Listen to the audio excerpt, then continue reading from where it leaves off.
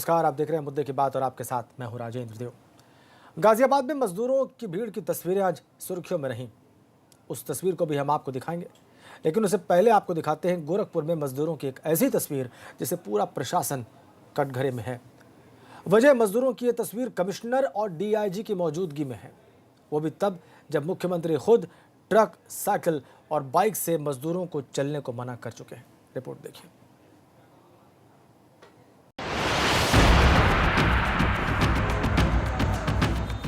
इस तस्वीर को गौर से देखिए। गौर करने के बाद भी आपने सिर्फ यही देखा होगा कि मजदूर रस्सियों के सहारे ट्रकों पर चढ़ रहे हैं।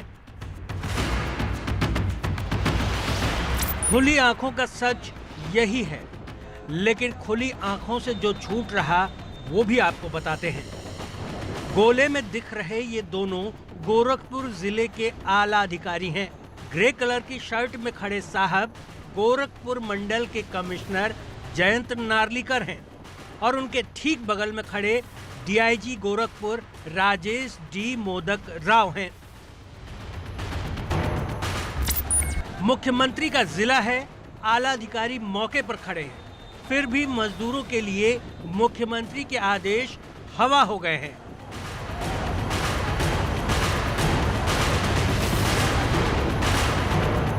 ये सच्चाई सरकार हजम नहीं कर सकती, क्योंकि इन अधिकारियों के पास बड़ा जिम्मा है, लेकिन खुद की मौजूदगी में वो कैसे गायब है ये तस्वीरें बता रही हैं। ये तस्वीरें उसी दिन की हैं जिस दिन औरैया हादसे के बाद मुख्यमंत्री ने आदेश दिया कि मजदूरों को ट्रक, साइकिल या फिर बाइक से न चलने दिया जाए।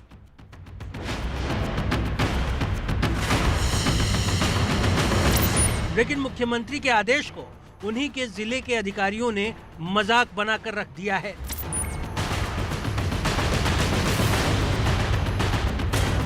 ट्रक आते जा रहे हैं, मजदूर चढ़ते जा रहे, रस्सियों के सहारे कूदते फांदते बस वो सवार होकर अपने घर जाना चाहते हैं। ये तस्वीरें गोरखपुर जिले के कालेसर टोल प्लाजा की हैं। ये शहर का एंट्री पॉइंट भी है। अब सवाल उठता है कि ऐसा क्यों और किन हालात में किया जा रहा है। इसका जवाब प्रशासन से मिलने की उम्मीद करना ही बेईमानी है, क्योंकि आपको भी पता है कि अधिकारी इन सवालों से कितना चिढ़ते हैं। लेकिन आंखों देखी दूध में मक्खी कैसे निगली जाती है ये सीखना है तो कमिश्नर साहब का ये बयान आपको जरूर सुनना चाहिए। उसमें देखिए एक वीडियो मुझे बताया गया है कि मैंने वीडियो तो नहीं देख पाया है, लेकिन उसमें मुझे बताया गया कि जिसमें मैं और डीआईजी साहब खड़े हैं। देखिए क्या था, उसमें ट्रक पर लोग चढ़ रहे थे और जब हम लोग गए तो वो उसको हम लोग ने, क्योंकि भीड़ उस 0 पॉइंट पर ज़्यादा थी, तो हमने उसको ट्रक को आगे करके, क्योंकि यदि उसी वक्त लेबर को निकाला जाता तो पीछे से गाड़ी आके उनको हर्ट कर सकती थी। तो हमारा प्रयास ये था कि ट्रक को आगे ले जाया जाए, फिर श्रमिकों को उतारा जाए और पीछे जो हमारे स्कूल की बसेस खड़ी थी उसमें उनको ट्रांसफर किया जाए। सुना आपने, यकीन हो रहा है आपको? इतनी देर से आप जिन तस्वीरों को देख रहे हैं जिसमें मजदूर चढ़ते ही दिखाई दे रहे हैं, कमिश्नर साहब कह रहे हैं कि मजदूर उतर रहे थे, उनको खतरा था। मतलब उतरना चढ़ना भी एक चुटकुला है, उल्टा पुल्टा की तर्ज पर, जो देखने वाले के नजरिए पर होता है।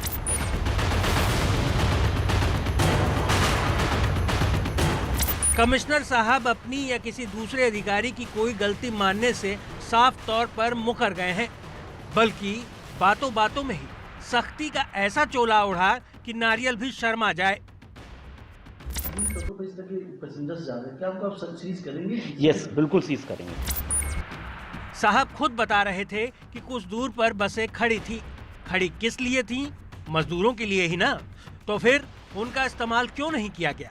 इसका कोई जवाब अधिकारियों के पास नहीं है, लेकिन जवाब तो देना पड़ेगा। भले ही मीडिया को न दें, लेकिन मुख्यमंत्री को तो देना पड़ेगा। एबीपी गंगा के लिए गोरखपुर से नीरज श्रीवास्तव की रिपोर्ट। गोरखपुर में अधिकारियों का रवैया आपने देख लिया, लेकिन अब जो मामला हम आपको बताने जा रहे हैं इससे भी बड़ी लापरवाही का सबूत है। और ये लापरवाही भी कहीं और नहीं बल्कि मुख्यमंत्री के जिले गोरखपुर में ही हुई है। और एक बार फिर कमिश्नर साहब इसे मानने को तैयार नहीं है। जांच की जा रही है, ये ज़रूर कबूल करते हैं। और लापरवाही भी ऐसी कि किसी की ज़िंदगी के साथ खेल गया है यहाँ पर प्रशासन। जी हाँ, कोरोना नेगेटिव पेशेंट को महज नाम की गफलत में पॉजिटिव मानकर कोरोना वार्ड में भर्ती करा दिया गया। पूरी रिपोर्ट देखिए।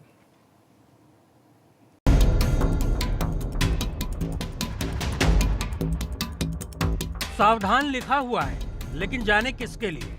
क्योंकि सावधान तो न गोरखपुर का जिला प्रशासन है न स्वास्थ्य महकमा। और इसकी लापरवाही का नतीजा ये हुआ कि एक युवक जो कोरोना निगेटिव था वो पॉजिटिव हो गया, और जो पॉजिटिव था वो लोगों के बीच कोरोना फैलाने की वजह बन गया।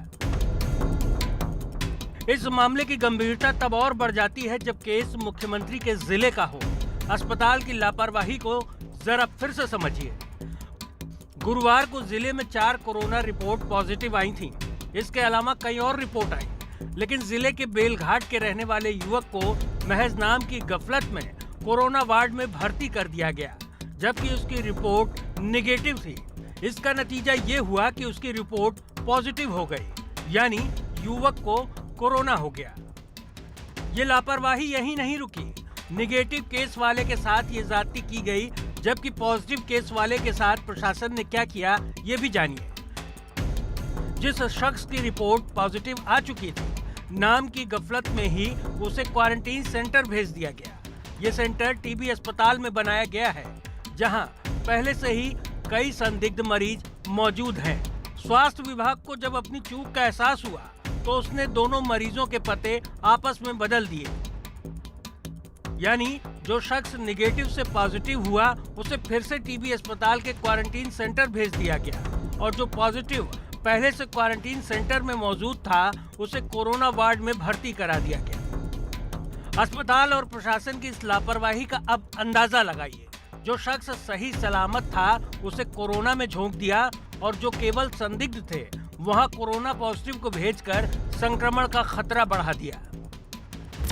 वैश्विक महामारी कोरोना के बीच लगातार संक्रमित मरीजों की संख्या बढ़ती जा रही है। ऐसे में गोरखपुर में भी अभी तक 19 पॉजिटिव केस सामने आ चुके हैं, लेकिन यहाँ पर स्वास्थ्य विभाग और जिला प्रशासन से एक बड़ी चूक हुई है।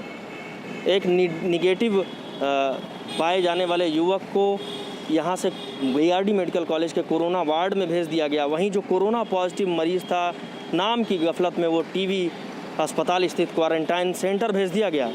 ऐसे में अब कितने मरीज जो संक्रमित नहीं हैं वो भी उसकी जद में आ सकते हैं, इसे आसानी से समझा जा सकता है। और सबसे हैरानी की बात यह है कि जो निगेटिव व्यक्ति था उसको भी अब जो रिपोर्ट आई है उससे कोरोना पॉजिटिव पाया गया है। बावजूद इसके गोरखपुर प्रशासन अपनी गलती मानने को तैयार नहीं है। इस गलती पर भी वो कंफ्यूजन का फायदा उठाने की फिराक में है। गोरखपुर मंडल के कमिश्नर एक तरफ ये मानते नहीं कि ये भूल हुई है, दूसरी तरफ जांच की बात भी करते हैं। सवाल तो यही है कि अगर प्रशासन इसे चूक नहीं मानता तो फिर जांच कराने की नौबत क्यों आई? का सैंपल दिया गया था, ये कह पाना बिल्कुल सही नहीं होगा कि वो वहाँ पर गया था और उस वजह से हुआ, कितनी देर रहा था। इसमें ऑलरेडी हमारे स्तर से एक जांच बैठा दी गई है और उसकी जांच की रिपोर्ट आज शाम तक आ जाएगी, और कड़ी चेतावनी ऑलरेडी दे दी गई है जिससे इसकी पुनरावृत्ति नहीं हो। और मैं इंश्योर करूंगा कि ये इस तरह की गलतियां बिल्कुल ना हो जो भी नाम को लेकर त्रुटियां हुई थी। लेकिन वायरस लोड लेने में कभी कभी टाइम लगता है, और ज़रूरी नहीं है कि वो पहले 2 दिन में ही उसका पॉजिटिव आ जाए। जो उसकी रिपोर्ट आई है उसके हिसाब से हम कार्रवाई कर रहे हैं और व्यक्ति जो है स्वास्थ्य लाभ कर रहे हैं। कमिश्नर साहब का कहना है कि उन्होंने अस्पताल प्रबंधन पर इस मामले को लेकर सख्ती की है ताकि भविष्य में इस तरह की घटनाओं को रोका जा सके। वैसे जिस तरह से कोरोना पैर पसार रहा है, इस हालत में ये गलती, भूल और चूक नहीं है, बल्कि अक्षम्य अपराध है, क्योंकि कोरोना से लड़ने की ताकत किसमें है किसमें नहीं है इसका दावा नहीं किया जा सकता। ऐसे में किसी स्वस्थ आदमी को जानबूझकर कोरोना के आगे परोस देना जिंदगी से खेलने जैसा ही है और इसकी सजा बनती है। एबीपी गंगा के लिए गोरखपुर से नीरज श्रीवास्तव की रिपोर्ट। सवालों के घेरे में सिर्फ गोरखपुर प्रशासन ही नहीं है, बल्कि गोरखपुर से दूर दूसरे छोर पर गाजियाबाद प्रशासन भी है, जो मजदूरों की वापसी के लिए इंतजाम इतने नहीं कर सका कि सोशल डिस्टेंसिंग का पालन कराया जा सके, खासकर उनके रजिस्ट्रेशन की व्यवस्था के लिए। तस्वीरें चर्चा में रहीं और प्रशासन अपनी किरकिरी को खारिज करता रहा। हालांकि सवाल यहाँ के जनप्रतिनिधियों पर भी है, जो पूरे इंतजामों से अभी भी खुद को अलग किए हुए हैं। देखिए।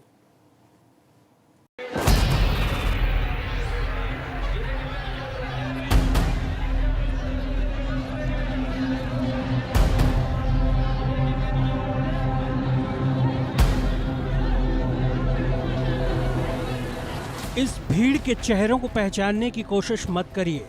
इंसानों की आकाश गंगा गाजियाबाद की जमीन पर है। इसमें सिर्फ नरमुंड ही दिखाई दे रहे हैं। देह चिपकी हुई है। किसका कंधा कौन सा है तय कर पाना मुश्किल है। और यही सबसे बड़ा सवाल है सोशल डिस्टेंसिंग का।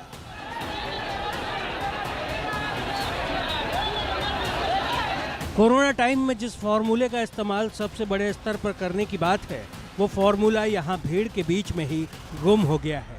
तस्वीरें रामलीला मैदान की हैं, जहाँ अपने घरों को जाने के लिए मजदूरों के बीच रजिस्ट्रेशन को लेकर आपाधापी मच गई।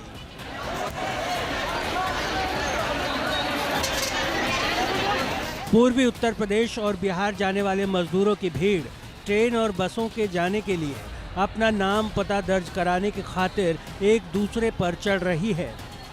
सामने मंच पर बैठा प्रशासन दर्शक बन गया है। वो बीच बीच में डायलॉग भी बोल देता है।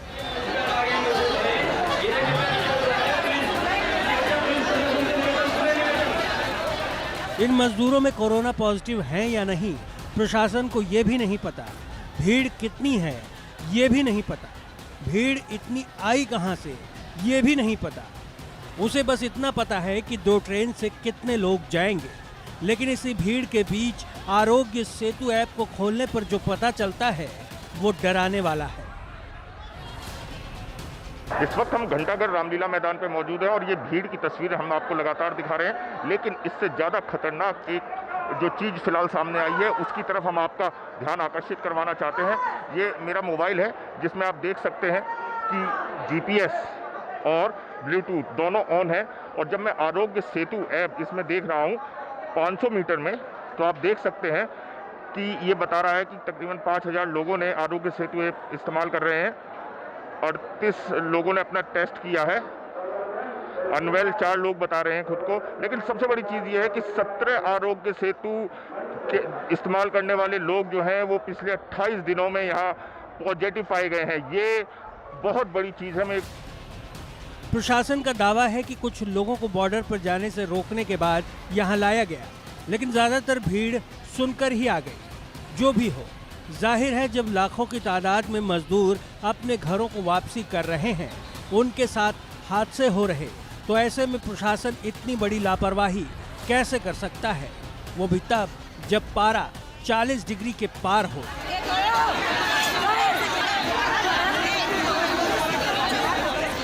वैसे सवाल सिर्फ प्रशासन का नहीं है, सवाल तो जनप्रतिनिधियों का भी है। जिले के सांसद, विधायक और दूसरे जनप्रतिनिधि कहाँ हैं? वो प्रशासन के साथ अपनी भूमिका क्यों नहीं तय कर रहे? क्या सवाल उनके जिले की व्यवस्थाओं का नहीं है?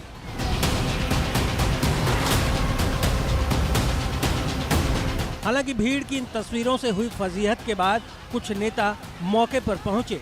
उनका ईमान जागा, लेकिन सवालों का सामना करते ही वो डोल गया और इस भीड़ के लिए दिल्ली सरकार को जिम्मेदार ठहराने लगे। दिल्ली से लोग चल के यहाँ चले आए हैं। दिल्ली में प्रचार कर दिया गया है कि गाजियाबाद से बसें मिलेंगी, गाजियाबाद से ट्रेन मिलेंगे। केजरीवाल जी और केजरीवाल के लोगों ने अब लोग चले आए हैं गाजियाबाद से अपने घर पर जाने। हालांकि अपने ही जवाब पर वो अगले ही सवाल में घिर गए, क्योंकि जब उनसे पूछा गया कि अगर ये मजदूर दिल्ली से आ रहे तो इन्हें बॉर्डर पर क्यों नहीं रोका गया, तो देखिए कैसे जुबान लड़खड़ाने लगी। बॉर्डर से भी लोगों को लाया गया है, मानवता के नाते लाकर यहाँ पर ठहराया गया है। उनको भोजन की व्यवस्था हो रही है, आप देख रहे हैं, पानी की व्यवस्था, भोजन की व्यवस्था। सोशल डिस्टेंसिंग को लेकर नेताजी से बार बार पूछा जाता रहा, क्या नियम टूटा है कि नहीं? तो नेताजी पहले तो इस सवाल से पीछा छुड़ाने की कोशिश करते रहे, लेकिन जब लगा कि जवाब देना पड़ेगा तो अचानक दार्शनिक हो गए। सोशल डिस्टेंसिंग का पालन कराने का पूरा प्रयास कर रहे हैं, लेकिन जहां भीड़ ज़्यादा हो जाती है, आप देख रहे हैं हजारों लोग हैं, तो वहाँ सोशल डिस्टेंसिंग कहीं ना कहीं पीछे छूट जाती है। वहीं दोपहर के बाद हल्की हुई भीड़ पर प्रशासन और पुलिस का भी कॉन्फिडेंस लौट आया। उसने भीड़ की इन तस्वीरों और हालात को कंट्रोल करने का दावा शुरू कर दिया। एक समय आया था कि थोड़ी भीड़ बढ़ गई थी वहाँ पर, लेकिन जिला प्रशासन पुलिस ने मिलकर के उसको भी नियंत्रित तुरंत कर दिया, क्योंकि इतनी जो 6 संख्या जो ट्रेनों की थी 6 से अधिक, उसके लिए वहाँ पर लाजमी है लोगों का वहाँ पे आना जरूरी था, क्योंकि वहीं पर ही रजिस्ट्रेशन हो रहा था। वैसे ऐसी तस्वीरें सिर्फ गाजियाबाद में ही नहीं बल्कि मेरठ में भी दिखाई दी हैं, जहां जनता घर जाने के लिए टूट पड़ी। यहां भी हजारों की तादाद में मजदूरों की भीड़ स्टेशन पर नजर आई।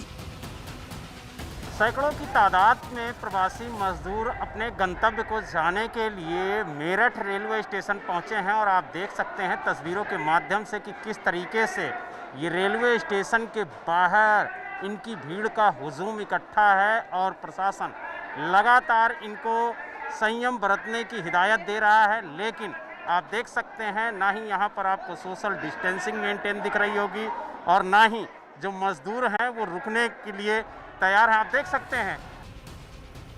मजदूरों की वापसी के लिहाज से यूपी की बात करें तो रोजाना दिल्ली से 11 ट्रेनें यूपी के कई जिलों में जाएंगी। करीब 10,000 बसों से श्रमिकों को उनके घर भेजा जा चुका है। देश में सबसे अधिक प्रवासी कामगार उत्तर प्रदेश में आए हैं। अब तक यूपी में 16.5 लाख से अधिक कामगार वापस आ चुके हैं। 522 ट्रेनों से 6.5 लाख लोग यूपी में वापसी कर चुके हैं। इनमें से गुजरात से ही 250 ट्रेनों में 3.5 लाख लोग आए हैं। महाराष्ट्र की बात करें तो 121 ट्रेनों से 1.5 लाख लोग आए हैं, जबकि पंजाब से 91 ट्रेनों में 1 लाख से अधिक लोग आए। 250 और ट्रेनों से लोग वापसी आने के लिए तैयार हैं। दोनों ही तस्वीरें बताती हैं कि मजदूरों की वापसी जिला प्रशासन के लिए अग्नि परीक्षा से कम साबित नहीं हो रही है। फिर चाहे उन्हें बॉर्डर पर रोककर क्वारंटीन करना हो, ट्रेनों से घर भेजना हो या बसों के मार्फत उनके ठिकानों तक पहुंचाना हो, और उनकी जरा सी चूक मजदूरों का सब्र तोड़ रही है। गाजियाबाद से विपिन तोमर के साथ, मेरठ से बलराम पांडे के साथ ब्यूरो रिपोर्ट एबीपी गंगा। और यहाँ रुक रहे हैं एक बहुत छोटे से ब्रेक के लिए।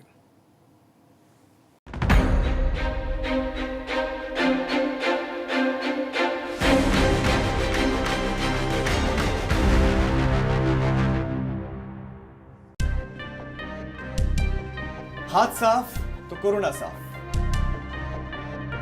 दिल मिलाए